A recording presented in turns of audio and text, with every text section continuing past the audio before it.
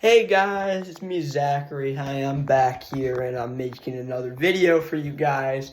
It is about the solar eclipse and I just wanted to share with you, this is a really good experience to go to. I want to suggest some of the things you should bring and some theories behind them on how they work. I hope you enjoy this video, so let's get started.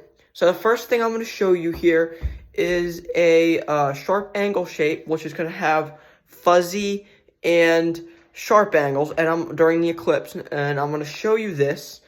So let's get right into it. I'm going to flip my camera here in a minute, so let me just do that and I'll show you what you should bring. So what this is we first have our regular blanket we're going to be sitting on.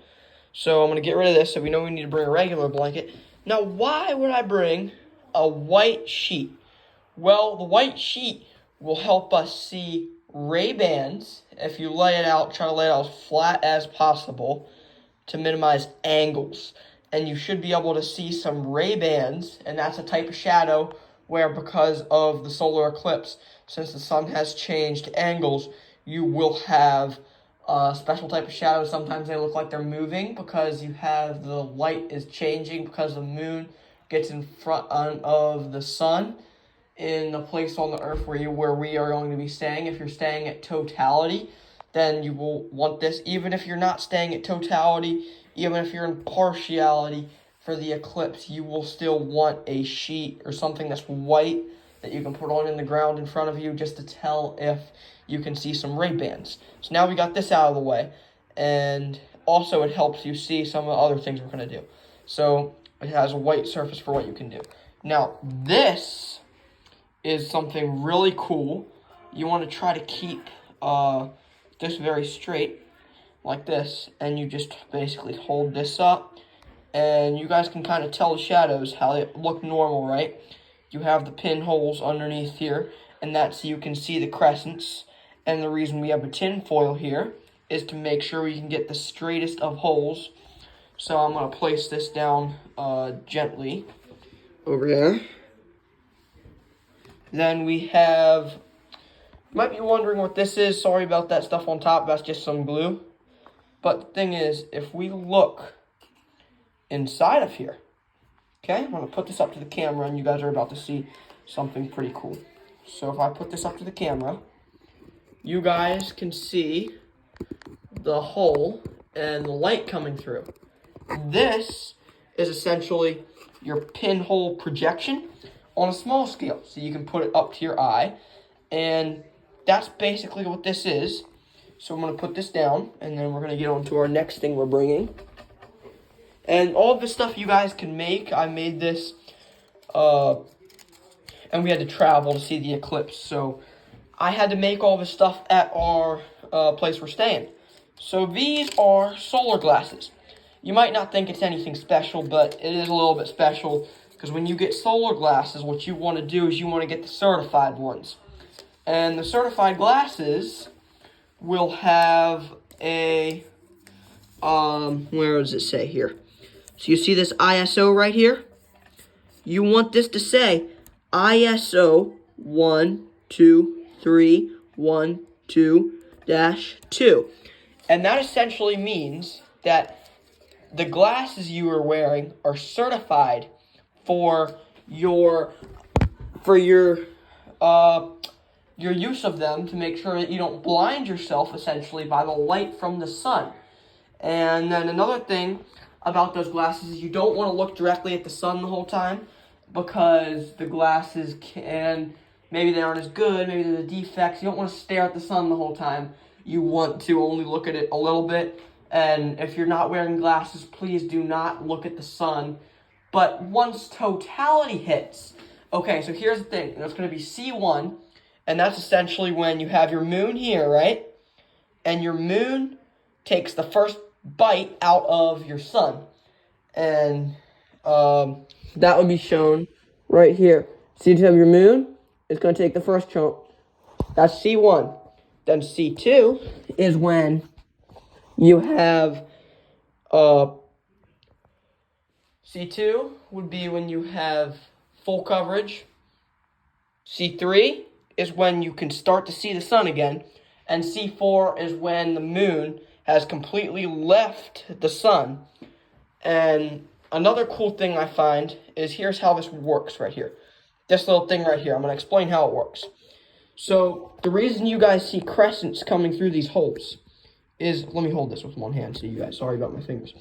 But you basically have, right? So let's see this hole right here. See this hole? You have light coming, in a normal day, you have light coming in this way, all directions, like this, right? But when your sun is being crescented, you don't have as many light bands, so you're going to lose one side of all this light that's coming in. So that's why you get crescents. And you guys can go check out Smarter Every Day. This is where I got inspired to make one of these. It's very similar to what they were talking about. You should watch their longer video too if you want to. I got some of the information from him. He's a great guy, and I'm not getting sponsored to tell you any of this. It's just what I think. So then we also have the reason why we have sharp angles and fuzzy ones is you have the crescent, right? If you line the long side up with the crescent, right? Imagine here's the crescent. Well, this side's going to be your sharp angles because you have your crescent and it's going to be sharp along that side because that's the side you're getting no light on here or here. Now, fuzzy shadows, you guys can see, I'm in a lighted room, so you can't really tell. But since light's coming in every which direction from the sun, it kind of gets fuzzy on the end. As you can kind of tell here if a light, like see how that fuzz here at the end? Well, it's going to be sharp there. And that's why it gets fuzzy on one side, because you're going against the cross. So not the cross, sorry. The crescent. And this side is with the crescent. So you're getting your you're getting all the sun on that side. So, it makes it sharp, and then it's absent here. That's why you get the sharp side. So, yeah. And now I'm going to move back to a demonstration of what's going to happen. Now, come solar eclipse day, what's going to happen is, imagine this, our moon, and our flashlight here, our sun. What's going to happen is, we know our Earth and moon, all at once, pivots, kind of, not everything, but a few things pivot around the sun. So what happens is, you have Earth, and we know, I'm going to start here. So you have your moon, right? Now, usually it's over here, so you can't really see it. Imagine this circle right here is Earth. Usually you can't see it, but today is a very special, not today, it's going to be tomorrow. For us, it will be April 8th, 2024, is when this eclipse will be happening. What's going to happen is our moon's going to orbit Earth, and this is on a way too big scale, but it is close enough so that you guys can tell. It's going to orbit it, and that's what's giving us our curved path along with Earth and the sun orbiting, and you have Earth, sun, that's all orbiting the sun, and there's also a whole bunch of other factors, but I'm not going to get into that. So we can see as it circles around, you're getting that path of totality. Essentially, it's just a shadow where the moon is blocking the light from our sun. Now, this is pretty cool. So if the moon's rotating like this around the Earth, we can see that it will cause that arced pattern. That's why you see it slightly arced. Now, that is pretty cool. Now I'm going to transition back, and we're going to talk about some other things you should bring that are possibly like apps. So I'm going to go to that. Right before we go into our app that I want you guys to know about, I would like to tell you that here is a solar map of where the solar eclipse and where totality will be. Now remember, the closer you get to the center of this little band right around here, you will have best results, as in seeing the longest eclipses closest to your area. If you want to see the longest, remember you have to go all the way to the bottom. Alright, now on to the app I think you guys that I'm going to show you. So about the app I was saying you guys should bring, we're calling this Solar Eclipse Timer. You can go to the App Store and just search Solar Eclipse Timer and come up with one of the results that says Solar Eclipse Timer. And this was brought up to me by Smarter Every Day. I like the app's layout. It is very cool. and this guy who made it dumped a lot of money into it. And if you want to visit that, you should go to Smarter Every Day, because he had interviewed the guy and he did a whole bunch of other stations, and I learned some of it from him. So I'm definitely going to give a lot of credit to him and thank him for this video. Okay, so it's an awesome app. You guys should probably get it, because it'll tell you when to look for all of the things, and it will be very cool because you can tell what will happen at what time. Like C1 happens at X time depending on your position, and C2, so on. It'll tell you to look for the Ray-Bans on the sheet we were talking about. It'll tell you to look for totality, to take off those glasses. The only time you take off the glasses, by the way, is during totality. And I also want to talk about a phenomena that happens. So what you want to do is you want to wear, you know what I mean? You want to wear bright colors like green, red hats. All of those things work. Like this is one of my hats, and I'm going to wear this. This hat is pretty nice, just pick it up. And it doesn't have to be a hat. It could be regular clothes, as long as they're, have bright colors, because it muddies it. Because of the less amount of photons, your eyes will go to another set of cells, or basically sensors that are receiving photons, but they work with less, so then colors get more muddy, so then you're not straining your eyes, which I think that's pretty cool. And that's why you should also wear bright colors. And so during the eclipse, what will happen is some of your clouds in the sky will go away. Now, this is only convection clouds, because they're so light that once you lose the heat source, they will actually just go away. Almost like in the nighttime when you see a little bit of fog that's not too heavy, it's just the sun that's keeping it up. It will go away. Now, this is only due to some things. Like, it's not all clouds. If you see the thicker weather maker clouds, you want to move to another location. Just because I really want you guys to see this eclipse. It's a great time. It's fun. There's so many things. And it's not going to happen for a while. So I really think good luck to you guys getting to see this eclipse. Hopefully you guys can see it, all of you that are watching this video. And if not, hopefully you can, maybe after the eclipse, if you have any questions, you can come back to this video just to understand what happened during the eclipse.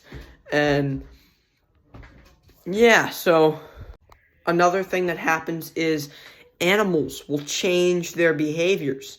They will start acting like it's nighttime, because in their minds, they think it's nighttime. And I thought that's pretty cool. Like, why are animals changing their behavior? Like, shouldn't they know? Isn't there something different? But they just don't pick up on those cues. So they'll probably start doing their nighttime behaviors, and I think that's pretty cool. The last solar eclipse happened in 2017, and now we have a new one. And the reason the path of the solar eclipse is so small in this way, like across the country, is because across countries, is because it's closer to Earth versus the sun.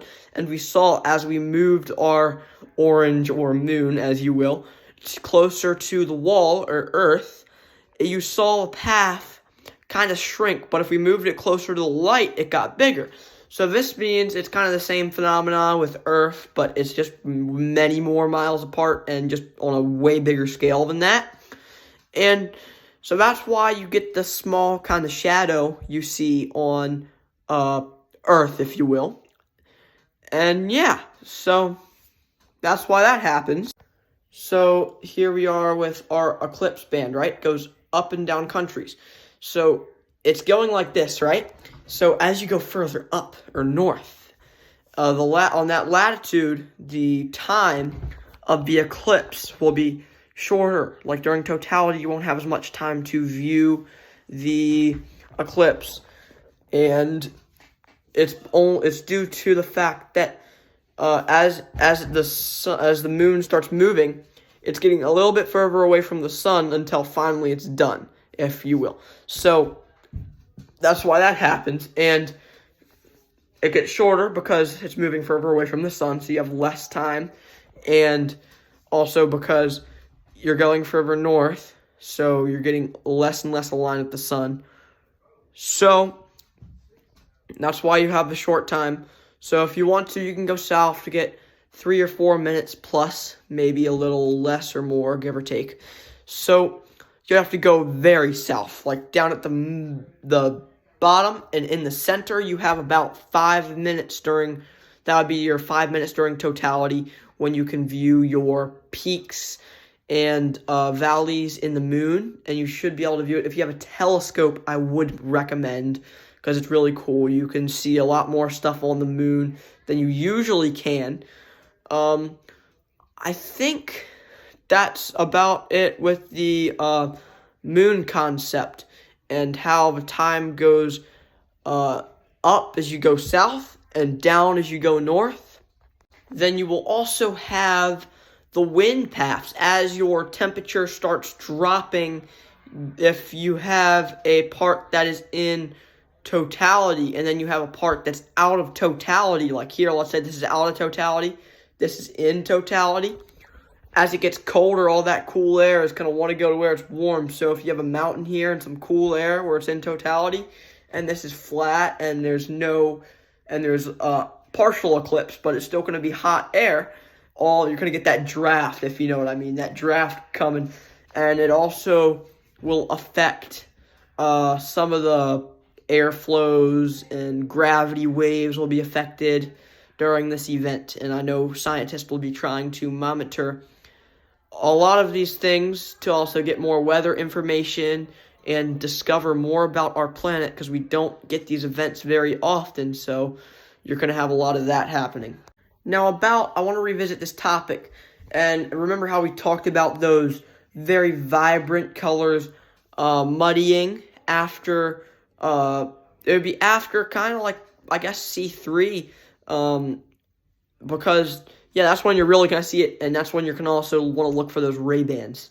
The color muddying is called the Pickenzie effect, and you can research that if you want to learn more about it. I would like to give some special credit to one of my friends who's helped me produce this, and NASA for their official map on where the solar eclipse will happen. And I would like to thank Smarter Every Day for the information, and just thank all of those sources very much. You can visit them if you'd like. I'd recommend visiting them. And Solar Eclipse Timer, I would like to give a special thanks to them for helping me in the development of this video. And I would also like to say, please consider liking, subscribe, follow. Please share this with your friends if you think they'd like it. And just thank you for all of your time. I really hope you guys get to see this eclipse, because it is a magical thing. So thank you for your time today. I hope you learned something or got something out of this. So please share it with your friends, and thank you so much.